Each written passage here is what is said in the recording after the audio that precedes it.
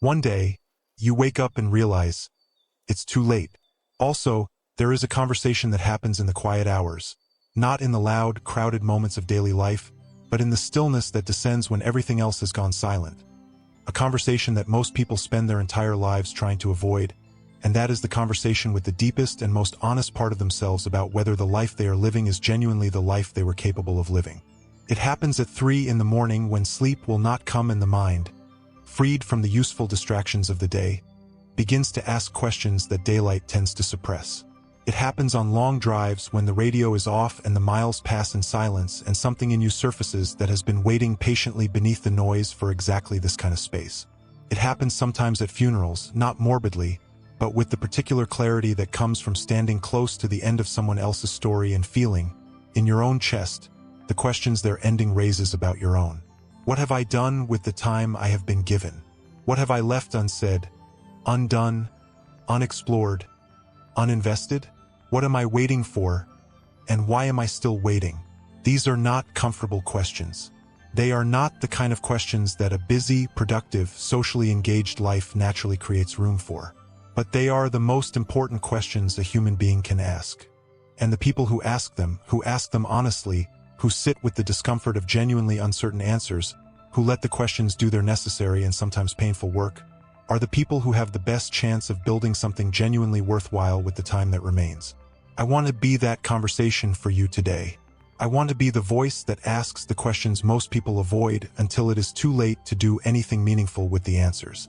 And if you are willing to stay with me through everything I am about to share, and I am going to ask for your full, undivided attention, because the subject deserves nothing less.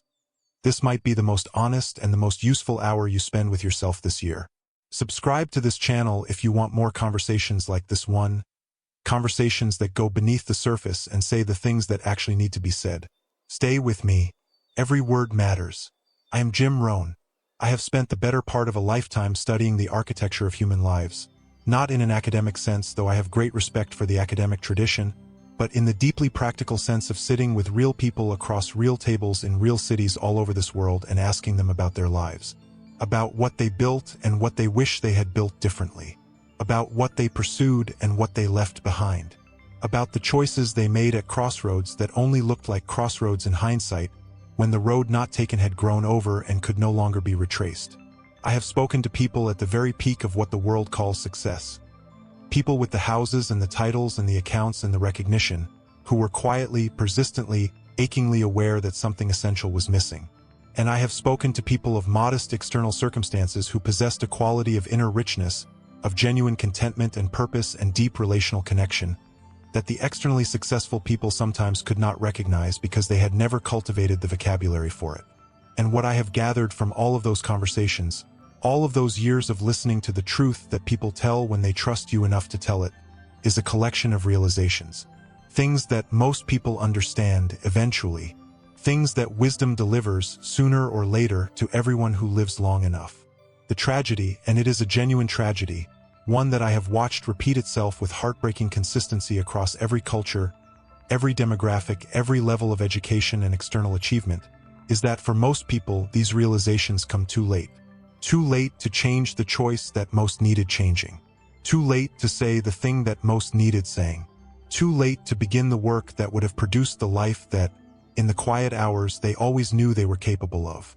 What I want to do today, what I have wanted to do in every conversation I have ever had on this subject, is give you these realizations now, while the time to act on them is still available, while the distance between knowing and doing can still be closed, while the life you are capable of is still ahead of you. Let me begin with what I believe is the first and most foundational realization, the one from which almost everything else flows, and that is the realization that your life is the product of your philosophy, and that most people never consciously choose their philosophy at all. I want to sit with you in that idea for a long time, because it is the kind of idea that is easy to agree with in the abstract and very difficult to reckon with in the specific. When I say philosophy, I do not mean a set of beliefs you could articulate if someone asked you to, the things you would write down if you were asked to describe what you believe about the world and about human nature and about what makes a good life. I mean your operational philosophy, the one that is revealed not in your statements but in your choices, your habits, your emotional responses, your use of time, your relationship with difficulty, your tolerance for discomfort, your appetite for growth. That philosophy, the lived one, the one that actually governs your days, was assembled, for most people, in large part unconsciously. It was assembled from the messages absorbed in childhood, before the critical faculty was developed enough to evaluate them. It was assembled from the expectations of the community you grew up in, the economic circumstances that shaped your family's relationship with money and possibility, the emotional dynamics of the household that formed your earliest understanding of how relationships work. It was assembled from the cumulative influence of the people you have spent the most consistent time with across your life, their assumptions, their beliefs, their limitations, and their aspirations, absorbed through the simple mechanism of proximity and repetition over time. And then it was reinforced day after day, year after year, by the choices made consistent with it, because philosophy and behavior are in constant conversation, and each one reinforces the other. The philosophy produces the choices. The choices confirm the philosophy. And the philosophy, confirmed, becomes invisible, becomes simply the way things are, the way I am, the nature of life as I have come to understand it. The realization that breaks this cycle, the one that, when it truly arrives, changes everything, is the realization that this philosophy was never inevitable. It was absorbed, not chosen. And because it was absorbed rather than chosen, it can be examined, evaluated, and where it is not serving the life you want to build, it can be deliberately replaced with something that does. I want you to really feel the significance of that. The beliefs you carry about what is possible for you, about what you deserve, about how much effort is reasonable before you conclude that something is not working, about whether the people around you are a resource or a limitation, about whether growth is something that is genuinely available to a person with your particular history. All of those beliefs were not delivered to you as objective truths. They were given to you by people and circumstances that had their own limitations, their own fears, their own unexamined assumptions about what life had to offer. And you have been living inside those beliefs as though they were the walls of the world itself, when in reality they are only the walls of the particular corner of the world you started in. The world is considerably larger, and the work of a genuinely examined life, the work that the most deeply fulfilled people I have ever known have committed themselves to, is the ongoing, patient, courageous work of expanding those walls, of examining the inherited beliefs and finding the ones that do not serve you and replacing them, one by one, with beliefs that are more accurate, more generous, more aligned with the actual evidence of what human beings are capable of. Now let me tell you something that I have observed with great consistency across decades of this work, and that is the way people respond when they first genuinely encounter this idea. The initial response, and this is completely understandable, is often a form of resistance.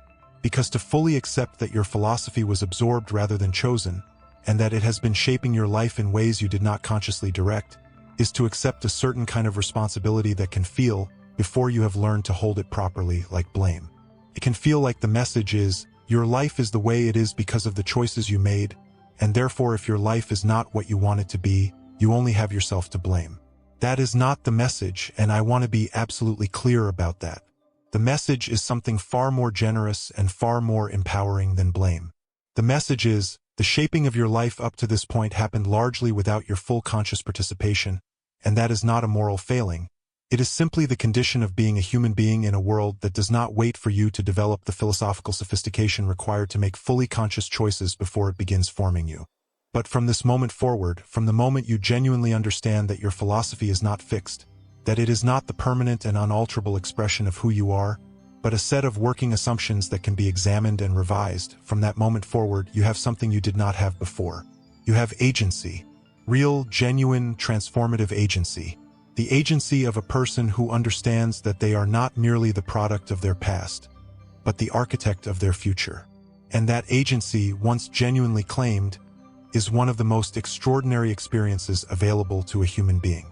I want to ask you something that is going to require honesty, the kind of honesty that is easier to access in private than it is to admit out loud, and so I want you to receive this question in the privacy of your own mind and let your truest answer surface without immediately editing it. If you could describe, in a single sentence, the operational philosophy that has actually been governing your life, not the one you would be proud to articulate, but the one that your choices and your habits, and your relationship with your own potential actually reveal, what would that sentence be? Take a moment with that, Because the answer, whatever it is the beginning of the most important audit you will ever conduct. And I want to tell you something that I have told audiences all over the world, something that I believe with everything I have. Nobody, not a single human being, has a lived philosophy that is so well designed and so fully aligned with their deepest values and their highest potential that it does not need examination and revision. We are all, to varying degrees, living inside philosophies that were assembled in conditions of incomplete information, by versions of ourselves that were younger, less experienced, less wise, and working with whatever understanding was available to us at the time. The question is not whether your philosophy needs examination. It does. The question is whether you are willing to do the examining. Stay with me, because in a few minutes I am going to walk you through a specific process for doing exactly that, and the clarity it produces might be the most practically valuable thing you take from this entire conversation. Let me move now to the second great realization, the one that I believe is responsible, more than almost any other single understanding, for the gap between the life most people live and the life they were capable of living. And that realization is this: most people dramatically underestimate what is possible in a long period of time and dramatically overestimate what is possible in a short one. Read that again, because it contains something that I believe is the key to understanding why so many well-intentioned people with genuine desire for change, with real intelligence and real capacity, consistently fall short of the lives they imagine for themselves. We are built as human beings for the short term. Our emotional responses, our sense of urgency, our feelings of possibility and limitation, all of these are calibrated primarily for the immediate. The threat or opportunity that is present right now produces a strong signal in the nervous system. The threat or opportunity that is 3 years away produces almost nothing.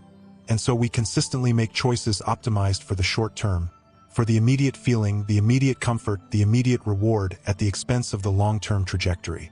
We overestimate what a single burst of effort can produce, and when that burst does not produce the dramatic results we imagined, we conclude that the approach was wrong or that we lack the capacity for it, and we abandon it.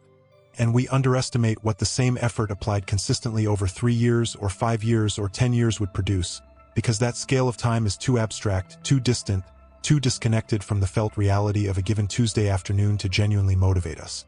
Let me give you a picture of this that has stayed with people I have shared it with for the rest of their lives. Imagine a single degree of temperature. 1 degree. If a room is at 69 degrees Fahrenheit, water does not boil. If the room is at 211 degrees, water does not boil. But at 212 degrees, 1 single degree more water boils. 1 degree. And boiling water, as distinct from very hot water, can power an engine, can sterilize a wound. It can produce steam that runs a turbine. 1 degree is the difference between very hot and transformative. The same principle operates in human development, in the building of any meaningful skill, in the construction of any worthwhile life. There is a threshold, a temperature, so to speak, below which effort produces results that feel barely different from no effort at all. And most people quit before they reach that threshold. Not because they lacked the capacity to reach it, not because the threshold was objectively unreachable, but because the distance between their current state and the threshold was filled with a period of disciplined, consistent effort that did not feel like it was producing results proportionate to the investment, and they interpreted that feeling as evidence that the threshold did not exist or was not available to them. The discipline of the long game, the willingness to keep investing, keep showing up, keep applying the effort even when the results are not yet visible in proportion to the input, is the single discipline that separates the people who eventually reach the threshold from the people who never do. And once you reach it, once the water boils, what becomes possible changes completely. I want to tell you about a man I knew, a man who approached me after a seminar in his late 30s, looking, if I am honest, like someone who had almost given up on the particular category of hope that brings people to seminars like the one we had just shared. His name was David, and he had spent 15 years in a career that was stable and moderately well compensated, and that he found, if he was completely honest with himself, quietly suffocating. He had tried 3 times in that 15 years to make a significant change, to move toward a different kind of work, a different kind of life. And each time, the change had not materialized in the way he imagined it would, and he had concluded, after each attempt, that perhaps this was simply who he was. A person of careful, reliable mediocrity. Not a negative person, not a lazy person, but simply not the kind of person who builds extraordinary things. He was telling me this not with self-pity but with the flat, slightly defeated tone of someone who has made a peace with themselves that they are not entirely comfortable with. And I listened to all of it, and then I asked him this. In each of those 3 attempts, how long did you sustain the effort before you concluded it was not working? He thought about it. The first time, perhaps 6 weeks. The second time, about 3 months. The third time, this was the longest, almost 6 months. And I said, David, you have never given any of these attempts enough time to reveal what they were capable of producing.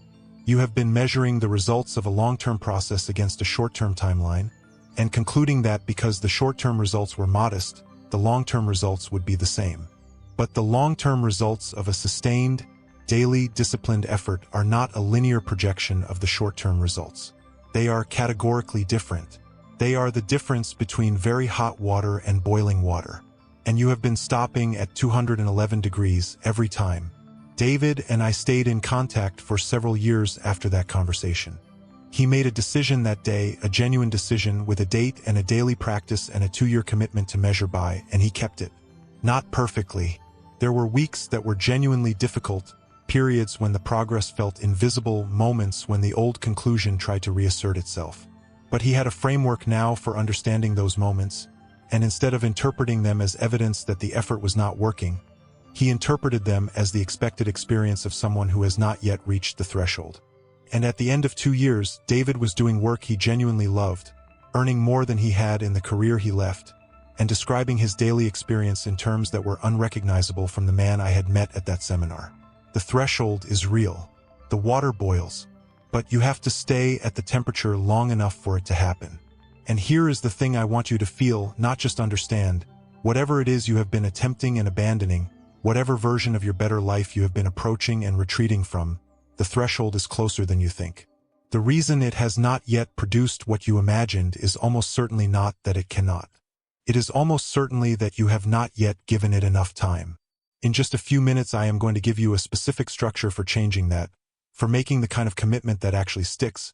But first I want to share something that I believe is perhaps the most painful realization of all, the one that hits people with the greatest force almost always too late. Most people realize at the end of their lives that the things they regret most are not the things they did, but the things they did not do. Not the risks they took, but the ones they did not take. Not the conversations they had, but the ones they avoided. Not the love they expressed, but the love they kept carefully, self-protectively, too privately inside. I have read enough about the research on end-of-life regret to know that this pattern is extraordinarily consistent across cultures, across economic circumstances, across levels of external achievement. The regrets that weigh most heavily on people at the end of their lives are almost never the commissions, the things they tried and that did not work out.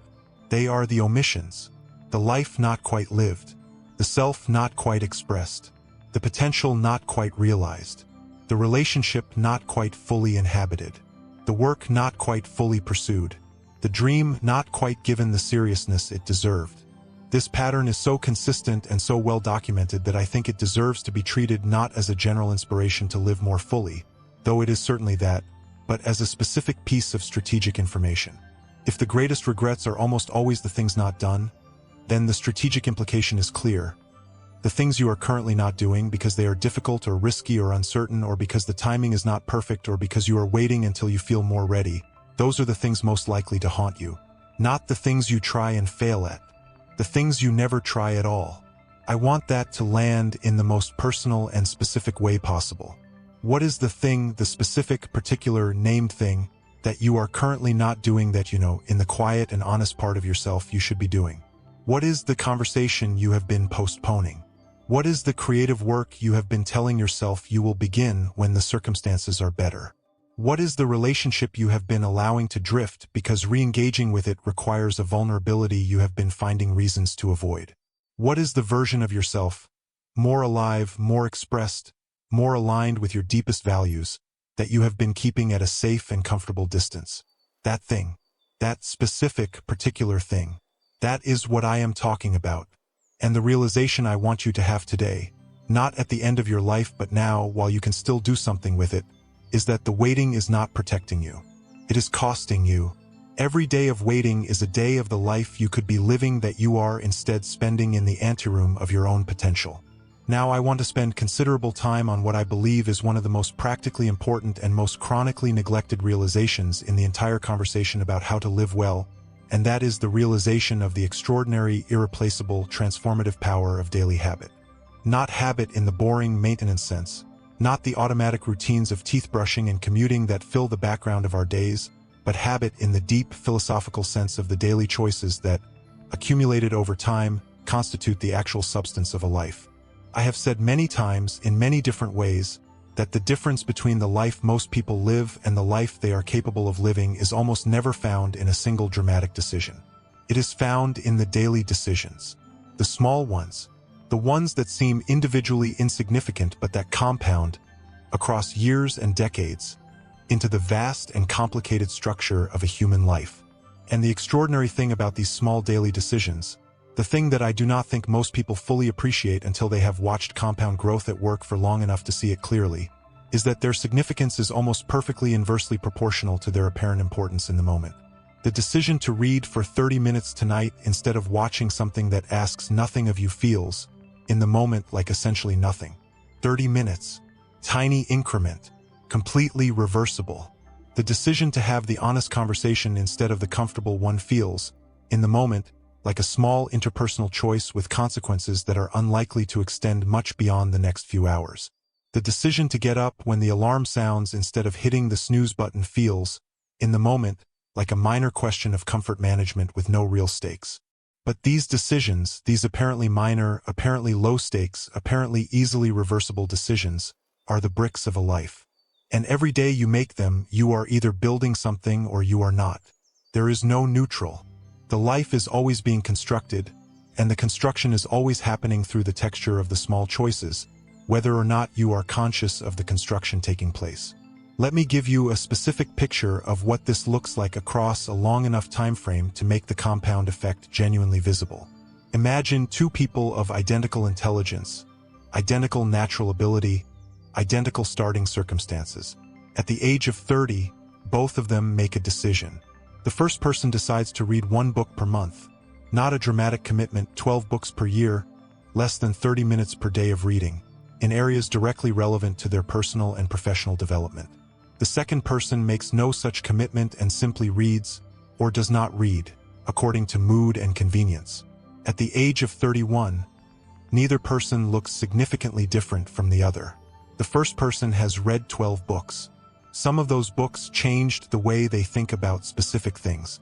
None of those changes are yet visible in their external results. At the age of 35, the first person has read 60 books.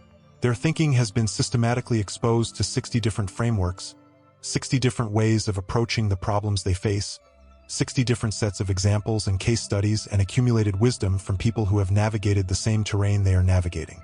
Their decision-making is qualitatively different from what it was at 30, though they could not necessarily identify when each specific improvement occurred. The second person has not changed in any systematic way. They are 5 years older with 5 years of accumulated experience, but without the systematic deepening that intentional, consistent learning produces. At the age of 50, the first person has read 240 books.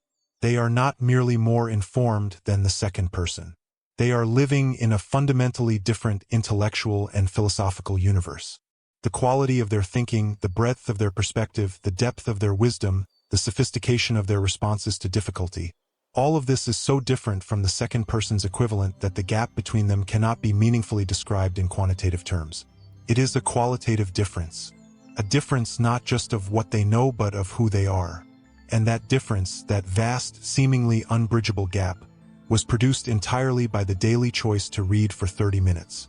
One small, consistent, daily choice, compounded across 20 years. I want to pause here and invite you to feel the full weight of that picture. Not to feel guilty about the daily choices you have not been making. Guilt is not useful here, and I am not interested in producing it. But to feel the extraordinary, almost miraculous power of a small daily investment sustained over time. Because if a single daily commitment of 30 minutes of reading, maintained consistently for 20 years, can produce that magnitude of difference in a person's inner life and therefore in the quality of everything they build, what would 3 such commitments produce? What would 5? What would a life designed around the specific, intentional, daily cultivation of the capacities most essential to the life you want to build produce over the full arc of the remaining years available to you? The answer, in my experience of watching people who have committed to this kind of designed living, is almost always far beyond what they imagined when they began. Because compound growth exceeds imagination. It exceeds what we can project forward from our current position, because our projection is linear and compound growth is exponential. You simply cannot, from where you are standing now, see what daily discipline will produce in 10 years. Oh, you have to trust the mathematics of it and begin. Let me talk about something now that is deeply connected to everything we have been discussing, and that is the relationship between courage and the quality of a life. Specifically, I want to talk about the courage of honest self-assessment, which I believe is one of the rarest and most valuable forms of courage available to a human being. Not the dramatic courage of the battlefield or the crisis, the kind of courage that adrenaline can sometimes supply even in people who are not generally courageous, but the quiet, cold, premeditated courage of sitting down with the truth of your own life and looking at it without flinching. Most people are remarkably skilled at not doing this. We have an extraordinary repertoire of mechanisms for avoiding genuine self-assessment: busyness, rationalization, selective attention, the comfortable habit of measuring our lives against the standard of the people around us rather than against our own potential, the tendency to experience any honest examination of our choices as an attack on our identity rather than as an inquiry that might produce genuinely useful information. These mechanisms are understandable. Self-assessment is uncomfortable. It has the potential to reveal things we would prefer not to know, and the mind protects itself from that discomfort with a loyalty and a creativity that can be genuinely impressive.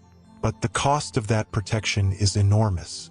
Because the things we are avoiding knowing about ourselves, the specific ways our choices are misaligned with our values, the specific habits that are quietly eroding our health or our relationships or our financial position, the specific fears that are masquerading as practical concerns and preventing us from pursuing the life we know we are capable of, those things do not go away because we avoid looking at them. They simply continue operating in the background, shaping our choices and our results, immune to the interventions that only a clear view of reality can produce. Honest self-assessment is the prerequisite for genuine change.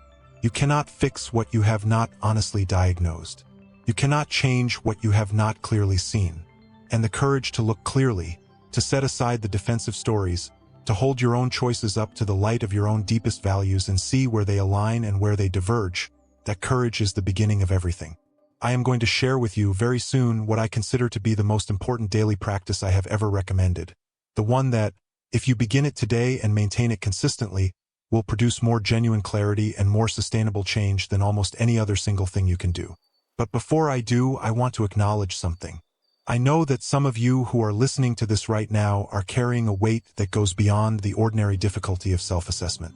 Some of you are dealing with circumstances that are genuinely hard: health challenges, financial pressures, relational pain, the specific and sometimes overwhelming difficulty of caring for people who depend on you while trying to maintain some connection to your own becoming.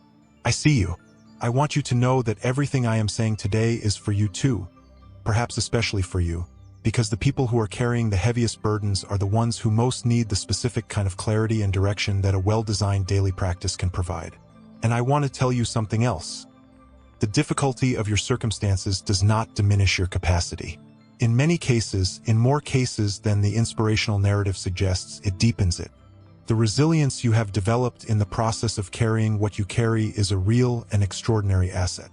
The wisdom you have accumulated in the process of navigating genuine complexity is something that people who have not faced comparable difficulties simply do not possess. Your circumstances are not your ceiling. They are part of the material from which your story is being made. And the story is not finished. Now let me address what I believe is one of the most profound realizations that comes to people too late, and one that is in some ways the hardest to talk about honestly, and that is the realization of what they have missed in their relationships because they were not fully present. This one is not about discipline or philosophy in the abstract. This one is personal. This one lives in the specific texture of specific days that cannot be returned to. It lives in the dinner conversations that were half attended because the phone was on the table. It lives in the child's recital that was watched through the screen of a camera instead of through the direct experience of two open eyes and a fully available heart. It lives in the parent who was still alive and accessible and would have talked, would have shared, would have told you things you needed to know, if only you had shown up with the quality of attention that presence requires. It lives in the friendship that drifted, not through any dramatic rupture, but through the simple accumulation of unreturned calls and postponed lunches and the quiet mutual recognition that whatever used to hold you in each other's lives had been replaced, gradually, by other things. These are not dramatic losses. They are the losses of ordinary days, accumulated into the loss of something irreplaceable. And they are, in my experience and in the experience of everyone I have ever spoken to honestly about the texture of a long life, among the ones that are felt most deeply and most persistently. I want to say something about presence that I have come to believe is one of the most important and least discussed capacities in the entire conversation about how to build a meaningful life.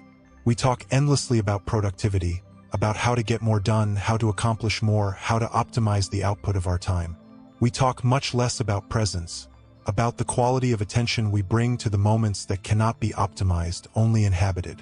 The moment of genuine connection with another human being. The moment when your child says something that reveals how they are making sense of the world, and your response to what they have said will shape the way they make sense of it going forward. The moment when someone you love is in genuine pain, and what they need from you is not advice or solutions or even words, but simply the fullness of your attention. The experience of being seen and accompanied in their difficulty by someone who is actually there. These moments do not announce themselves. They do not come with advance notice or a formal agenda.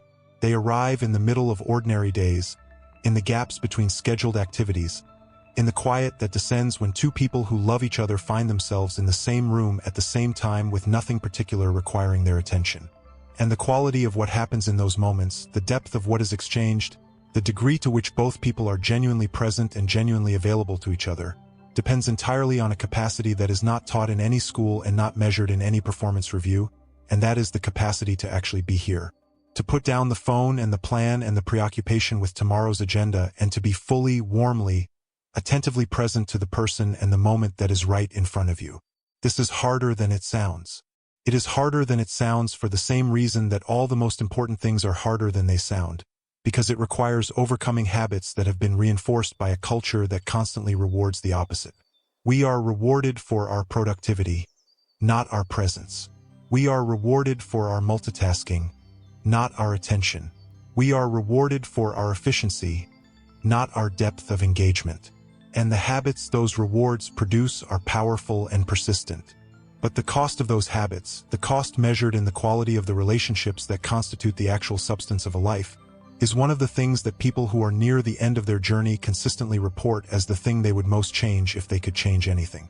They do not wish they had answered more emails. They do not wish they had attended more meetings.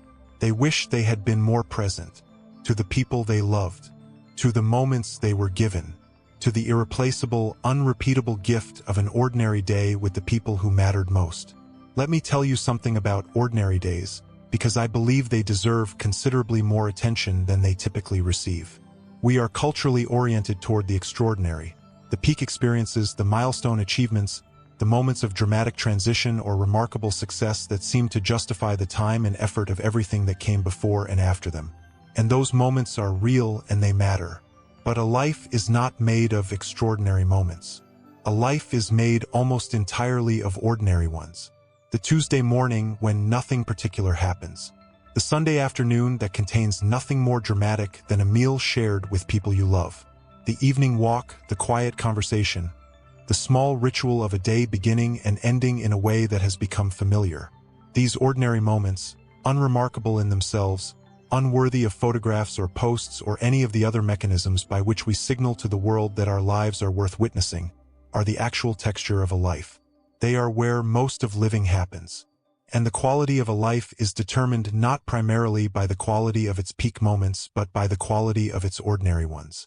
By the degree to which the ordinary days are inhabited with intention and warmth and genuine presence.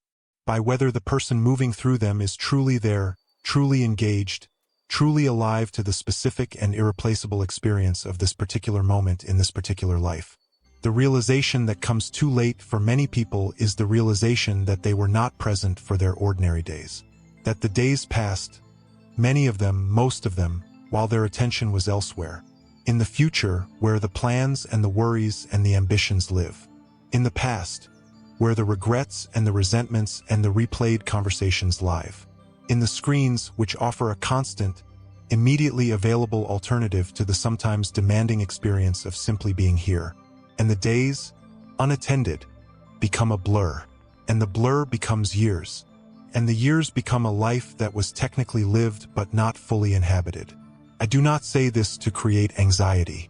I say it because I believe that the awareness of this pattern, the honest recognition of it in your own experience, is the beginning of the change. You cannot be more present for your ordinary days until you have honestly acknowledged how much of them you have been absent from. And that acknowledgement, however uncomfortable it is the doorway to something genuinely different. Now I want to give you something practical, because I believe that the purpose of any serious conversation about how to live is not to produce a refined sense of guilt or a heightened appreciation for what has been wasted, but to produce changed behavior. The kind of changed behavior that is specific and daily and built into the structure of your actual life, rather than existing as a beautiful intention that the circumstances of the next Monday morning will quietly overwhelm. So here is what I recommend, and I want to be as specific as possible because specificity is what makes the difference between an idea that changes something and an idea that merely visits. I recommend a daily practice that I have called, over many years of recommending it, the practice of designed living. And it has 3 components that each take roughly 10 minutes and that together constitute, in my experience, the single most powerful daily investment available to anyone who is serious about the quality of their life. The first component is the morning audit. Not the news, not the email, not the social media. The first 10 minutes of the day belong to a set of 3 questions that you ask yourself in writing, in a journal that is kept specifically for this purpose. The questions are, who am I becoming? Am I today a better expression of the person I want to become than I was yesterday? And what is the most important thing I can do today? The single thing that, if done with full attention and intention, will make this day genuinely meaningful in the context of the life I am building. 3 questions, 10 minutes, every morning. The practice of asking these questions, not once, not occasionally, but every single day, does something to the quality of your daily engagement with your life that is difficult to fully describe until you have experienced it. Keeps the most important things visible. It prevents the urgent from permanently displacing the important. It creates a daily moment of genuine self-reckoning that, maintained consistently, produces a quality of clarity and intentionality that feels, after a while, like an entirely different relationship with your own existence. The second component is the midday check-in. A 5-minute pause. I recommend scheduling it into the middle of the day the way you would schedule any important meeting, because it is more important than most meetings, in which you ask yourself one question. Is how I am spending this day consistent with the answer I gave this morning to the question of what matters most? Not a lengthy assessment, not a guilt-producing review, just a brief, honest look at the direction of the day and, if correction is needed, a quiet reorientation toward what matters. The midday check-in is the practice that prevents the day from being entirely consumed by other people's urgencies and the comfortable busyness that can masquerade as productive work. It is the moment of conscious choice in the middle of the stream of unconscious momentum. The third component is the evening reflection. Again, 10 minutes. 3 questions, different from the morning ones. What did I do well today, specifically, concretely, without false modesty but also without inflation? What did I learn today about myself, about the people around me, about the work I am doing, about the life I am building? And what am I grateful for, not in the abstract, but specifically, naming the particular things and people and moments of this specific day that contain something worth appreciating? The evening reflection is not a performance. It is not the kind of gratitude that is social and performative and designed to signal a particular kind of optimism. It is an honest, quiet, private practice of attention, the practice of noticing what is actually present in your life that is good, before the day closes and takes it with it into the undifferentiated past. And the cumulative effect of this practice, sustained over months and years, is a fundamental change in the quality of your relationship with your own life. Not because your life has become objectively better, though it often does, but because your attention to what is good in it has become more consistent, and attention is the alchemist that transforms ordinary experience into extraordinary appreciation. I want to speak now about something that I believe is one of the most important and least discussed realizations in the entire conversation about living well, and that is the realization of the relationship between financial intelligence and personal freedom. I have spent a great deal of my career talking about the economics of a meaningful life, not because I believe that money is the primary measure of anything worth measuring, but because I have observed, with great consistency, that financial anxiety is one of the most powerful and most persistent suppressors of human potential. When a person is in genuine financial difficulty, when the basic questions of how the bills will be paid and how the family will be provided for are live and urgent and unresolved, the cognitive and emotional resources available for growth, for creativity, for the pursuit of meaningful work, for genuine presence in relationships are dramatically reduced. The financial problem occupies the foreground of consciousness in a way that pushes everything else to the periphery. And this is not a character flaw. It is simply the way the human nervous system works. Genuine scarcity, or the fear of it, produces a narrowing of focus that is functionally equivalent to a reduction in cognitive capacity. The research on this is consistent and sobering. People under genuine financial stress make worse decisions in every domain of life than the same people would make under conditions of financial security. Not because they are less intelligent, because the stress consumes resources that would otherwise be available for higher quality thinking. The realization that comes too late for many people is the realization that their relationship with money, the specific habits and assumptions and daily choices that constitute their financial life, was never something they consciously designed. Like their broader philosophy of life, it was assembled from inherited patterns, absorbed without evaluation, and maintained through inertia. The family relationship with money, whether it was abundant or scarce, whether it was managed with intentionality or with anxiety, whether it was a source of security or of conflict, becomes the template through which most people navigate their own financial lives without ever consciously examining whether the template is serving them. And the habits that the template produces, the spending patterns, the saving patterns, the relationship with financial risk, the assumptions about what is possible and what is not, compound over time exactly the way that any other daily habit compounds, with the same extraordinary power to produce results that are vastly disproportionate to the apparent significance of any single daily choice. The person who saves 10% of every dollar they earn, consistently, beginning at 25, and invests it with reasonable wisdom, builds a financial position that creates genuine options over the course of a lifetime. Options about what kind of work they do and when they stop doing it. Options about how they spend their time and what they say yes to and what they say no to. Options that are, in the fullest sense, the material expression of personal freedom. And the person who does not develop this habit, not because they lack the income to do so, but because the habit was never built, the discipline was never applied, the priority was never established, builds the opposite. Not necessarily poverty, but a progressive narrowing of options. A life in which choices that should be made on the basis of values and purpose are made instead on the basis of financial constraint. A life in which the freedom to pursue what matters most is perpetually deferred because the financial foundation required to support that freedom was never deliberately constructed. I want to be direct about something here because I think the conversation about money and success is often conducted with a kind of polite evasiveness that does not actually serve anyone. Financial discipline is not glamorous. It is not exciting. It does not produce the immediate, visible, emotionally satisfying results that keep people engaged with a practice through the early period when the results are still modest. But the absence of financial discipline, the daily, incremental, apparently small choices to spend rather than save, to consume now rather than invest for later, to respond to the immediate want rather than the long-term need, accumulates into a weight that limits every other dimension of freedom in a person's life. And the people who realize this too late, who reach midlife or later having never built the financial foundation that genuine freedom requires, face the task of rebuilding in a context where time, which is the most essential ingredient of compound growth, has been significantly reduced. This is not a hopeless situation. I want to be clear about that. It is never too late to begin building financial discipline. The mathematics of compound growth still favor anyone who begins, even at 50, over anyone who never begins at all. But the realization that it should have begun earlier, and the understanding of exactly why it did not, and what specifically was never understood or never applied, that realization is one of the most common and most preventable sources of regret available to a human being. Preventable specifically by the decision to examine your financial philosophy now, to understand where it came from and whether it is serving the life you want to build, and to begin making different choices, small, daily, consistent, compounding choices starting today. Let me now talk about the realization that I consider, in some ways, the most poignant of all, the one that touches something so deep and so universal in human experience that I have rarely been able to share it without feeling its weight myself. And that is the realization, which comes to most people eventually and which comes to many of them too late, that the people they love are not permanent.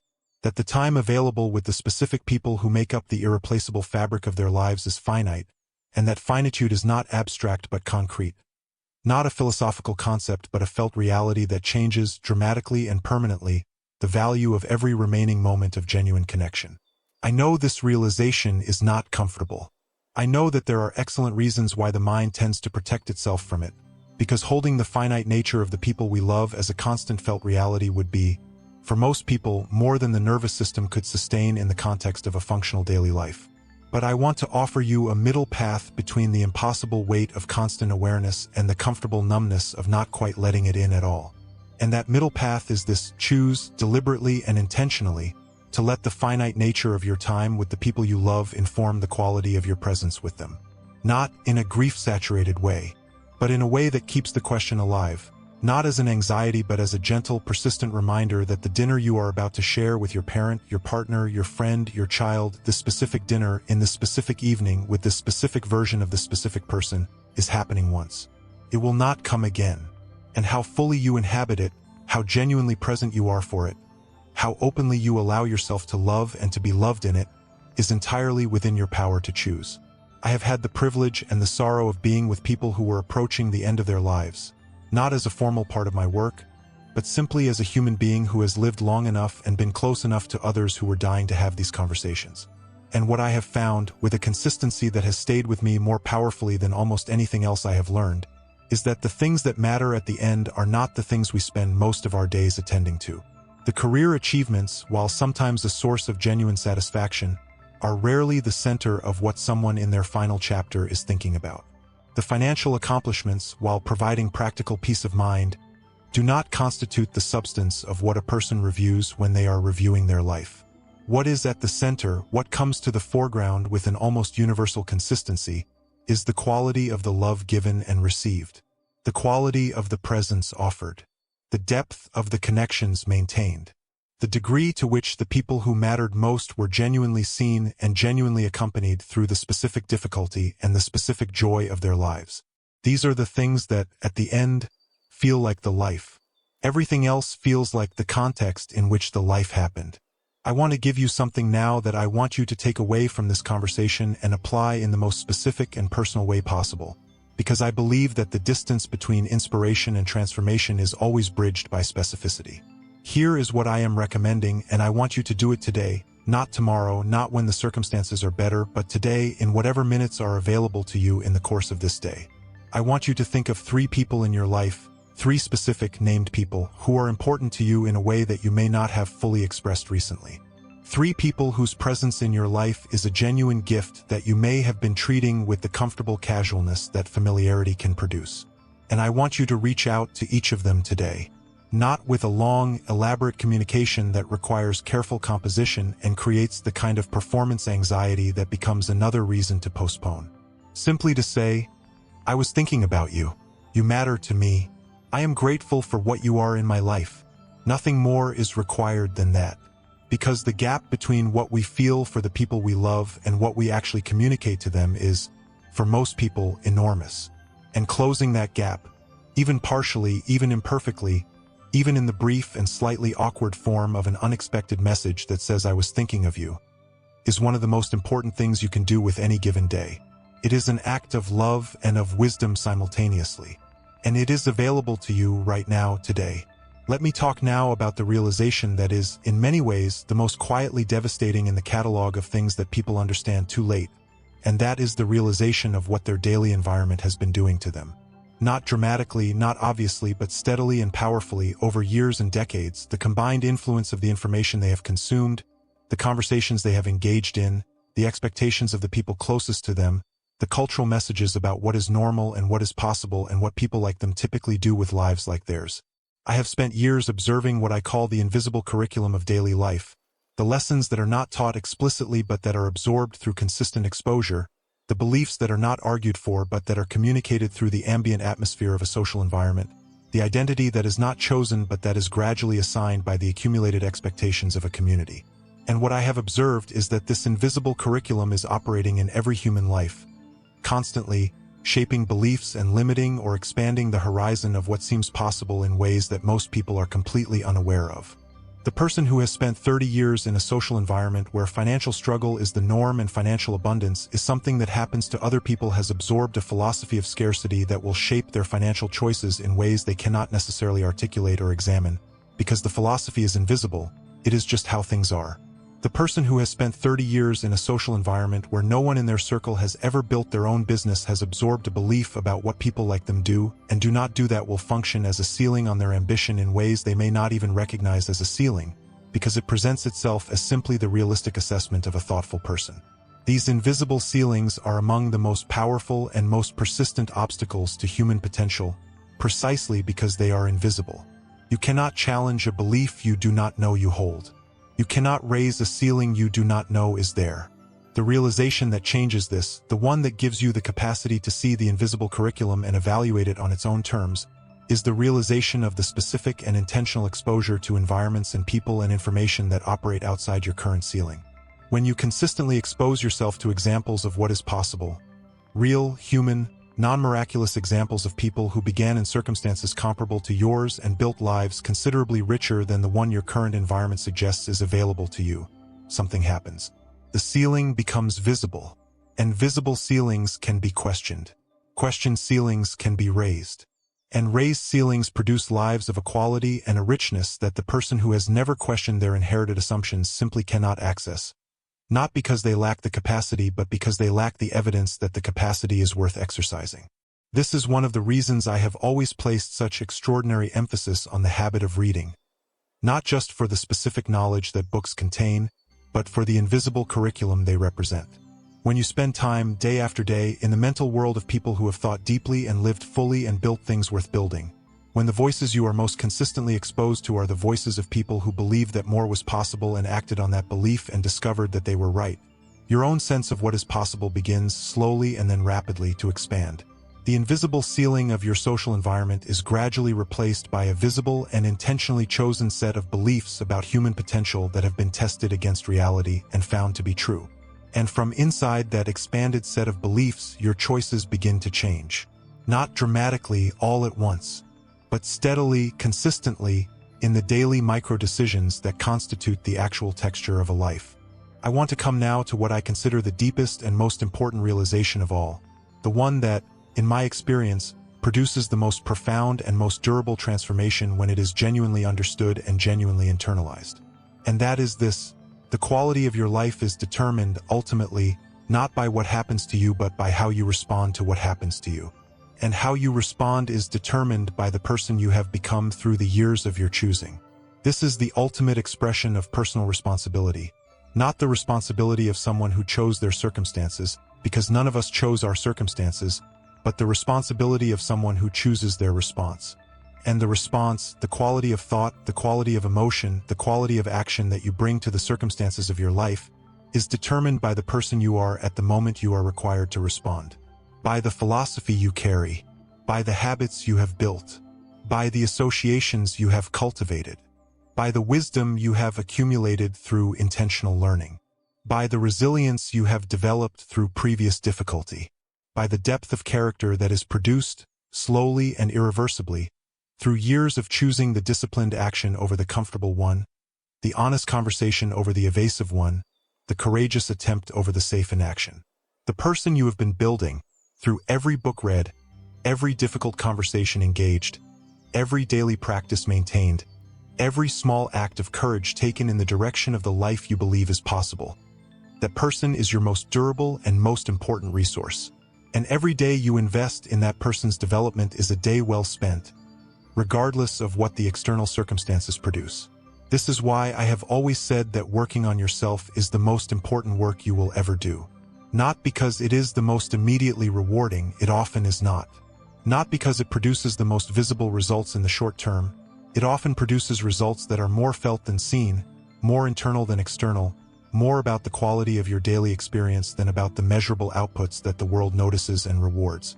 But because the person you are becoming is the instrument through which everything else in your life is produced. Better person, better choices. Better choices, better results. Better results, better life. And better life, genuinely, deeply, richly better, is available to you.